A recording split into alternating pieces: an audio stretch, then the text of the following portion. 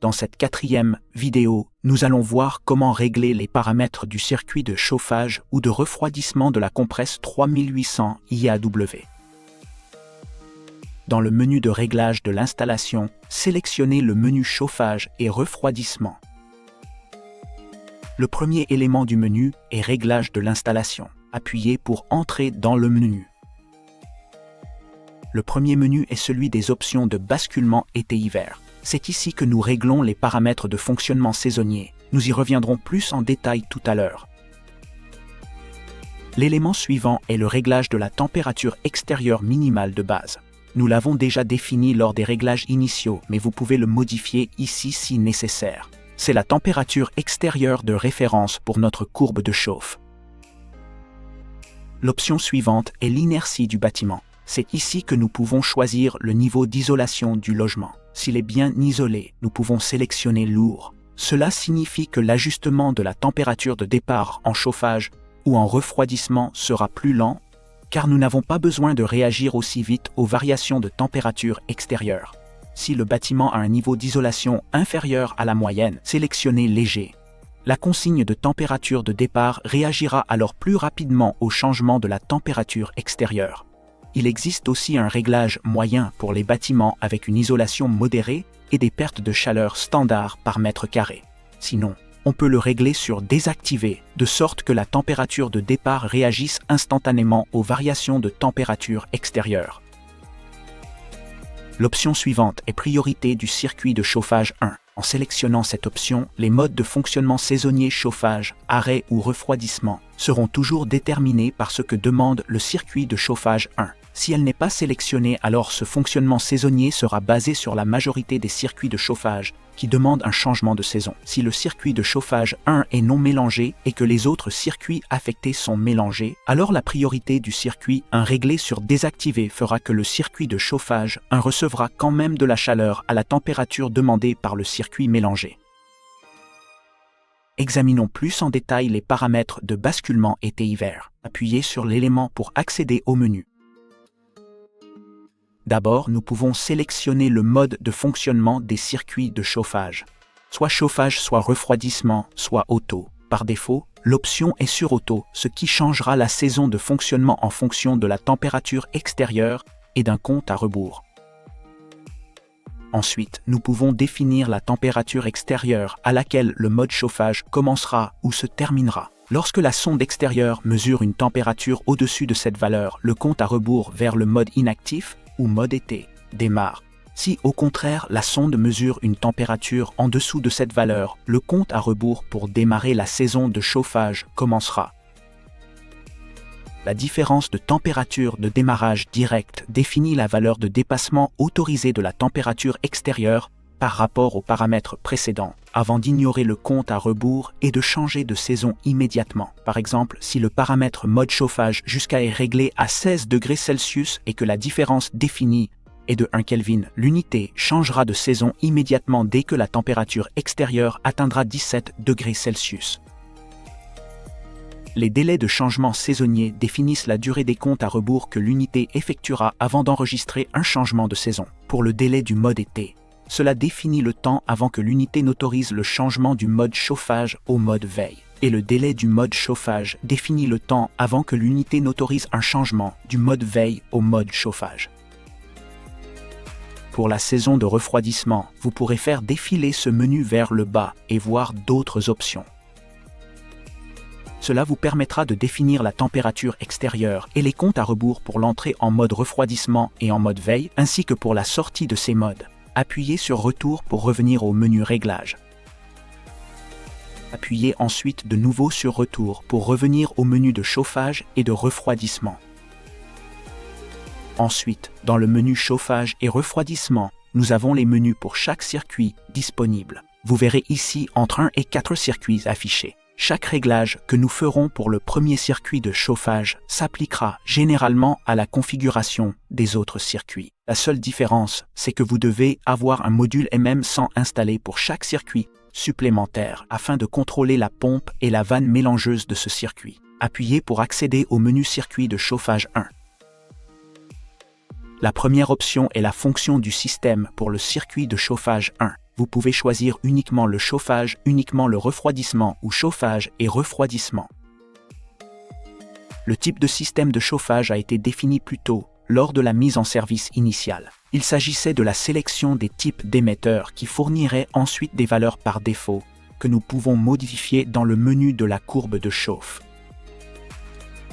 Le type de régulateur d'ambiance affecté à ce circuit de chauffage est indiqué ici. Il aurait été automatiquement attribué lors de l'analyse initiale du système, à condition que la bonne adresse de circuit de chauffage ait été définie dans le régulateur. Si vous ajoutez un régulateur après la mise en service, l'adresse dans ce cas CC1 doit être réglée sur la commande avant de sélectionner le type de commande.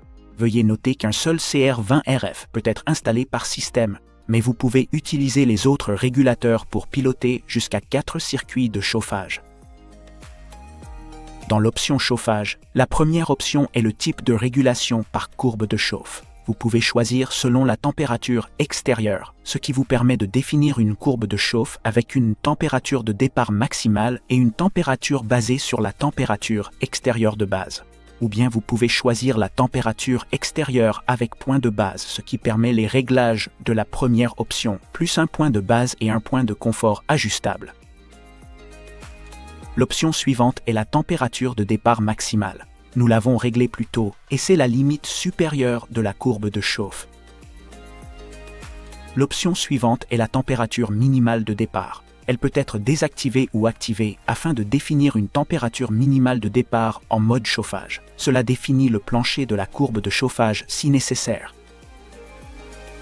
Avec l'option suivante, nous définissons la courbe de chauffage plus en détail. Appuyez pour accéder au réglage de la courbe de chauffage.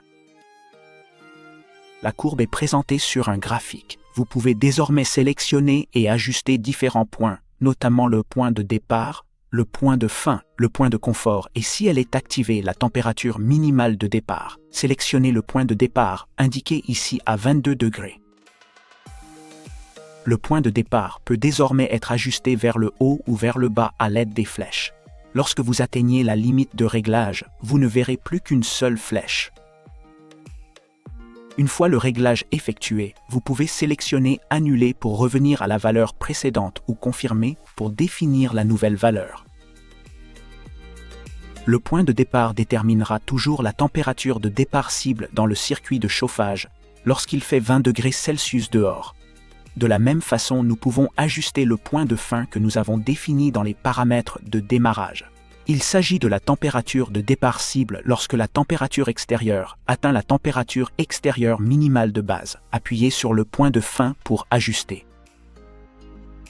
Puis ajustez vers le haut ou vers le bas selon les besoins pour votre installation. Et appuyez pour confirmer le réglage. La variable au milieu s'appelle le point de confort. Entre -5 et +5 degrés Celsius, l'air peut sembler plus froid que d'habitude en raison de l'humidité.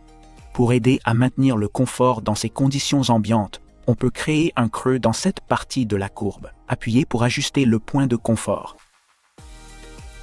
Les flèches gauche et droite vous permettent de régler la température ambiante à laquelle vous souhaitez creuser la courbe. En général, un réglage entre -2 et +2 degrés Celsius est le meilleur. Les flèches haut et bas vous permettent de modifier la température de départ en créant un creux dans la courbe de chauffe. 0 revient comme s'il n'y avait aucun effet sur la courbe. Appuyez pour confirmer votre sélection. Les paramètres maximum et minimum sont également visibles sur le côté gauche du graphique. Appuyez sur Retour une fois terminé pour revenir au menu chauffage. Le paramètre suivant est l'influence de la pièce. Cela signifie que pour chaque degré au-dessus de 21 degrés entre la température cible de la pièce et la température réelle, la courbe de chauffe sera décalée en parallèle de 3 degrés. Par exemple, si la température ambiante est actuellement de 21 degrés et que la consigne est de 23, alors la différence entre les deux sera de 2 Kelvin. Multiplié par l'influence de la pièce de 3 Kelvin, cela va nous donner une température de départ qui est 6 degrés plus élevée. Nous recommandons de ne pas régler cela au-delà de 3 degrés afin d'éviter des coûts de fonctionnement plus élevés et de grands écarts de température. Faites défiler vers le bas pour accéder aux paramètres suivants. Ajustez le décalage de la température ambiante vers le haut ou vers le bas si la température ambiante ressentie ne correspond pas exactement à celle affichée à l'écran. Par exemple, si le régulateur d'ambiance est placé sur un mur froid ou près d'autres sources de chaleur. À partir d'ici, vous pouvez sélectionner le type de protection anti-gel du circuit de chauffage, ainsi que la température à laquelle la protection anti-gel démarrera. Ensuite, il y a le réglage chauffage continu en dessous, qui, s'il est activé, vous permet de sélectionner la température extérieure à partir de laquelle la pompe à chaleur assurera un chauffage continu en remplaçant tout programme horaire défini. Cela reviendra automatiquement au programme défini dès que la température extérieure remontera au-dessus de ce seuil. Appuyez sur Retour pour revenir au menu Circuit de chauffage. Voici maintenant les réglages de refroidissement. Souvenez-vous, nous ne verrons ce menu que si la fonction système du circuit de chauffage inclut le refroidissement. Appuyez pour y accéder.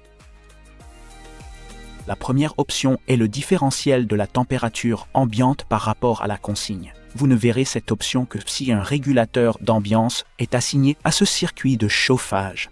Il s'agira de l'écart entre la température ambiante réelle au-dessus ou au-dessous de la température cible, à partir duquel le refroidissement s'activera ou se désactivera. L'option suivante est le point de rosée. Vous ne verrez cette option que si un régulateur d'ambiance doté d'un capteur d'humidité intégré a été affecté à ce circuit de chauffage. Si elle est activée, elle utilisera le capteur d'humidité du régulateur pour effectuer automatiquement le calcul du point de rosée. Si elle est désactivée, vous recevrez un avertissement indiquant qu'il est possible que de la condensation se forme. Nous recommandons de ne désactiver ce réglage que si des ventiloconvecteurs sont installés, qu'ils disposent de leurs propres moyens d'évacuation des condensats et que les conduites de départ et de retour sont bien isolées. L'option suivante est le différentiel de température du point de rosée. Vous ne verrez cette option que si le point de rosée a été activé au préalable. Si besoin, vous pouvez définir un décalage pour le calcul automatique du point de rosée. L'option suivante est la température minimale de départ réglée en mode refroidissement. Cela définit la température minimale de départ que l'unité visera en mode refroidissement. Appuyez sur Retour pour revenir au menu du circuit de chauffage. Puis, le réglage de la pression cible sert à ajuster la pression visée par la pompe du circuit. Elle doit être réglée pour vaincre la partie la plus résistante du circuit de chauffage. Après la mise en service des circuits de chauffage, le réglage restant en bas de ce menu est le séchage de dalle. Il s'affichera si l'un des circuits de chauffage a été configuré en plancher chauffant. Cela permettra une montée en température progressive des circuits de plancher chauffant afin de sécher la dalle. Appuyez sur Retour pour revenir au menu Réglage. Dans la prochaine vidéo, nous examinerons la prochaine série de paramètres détaillés pour la préparation d'eau chaude sanitaire.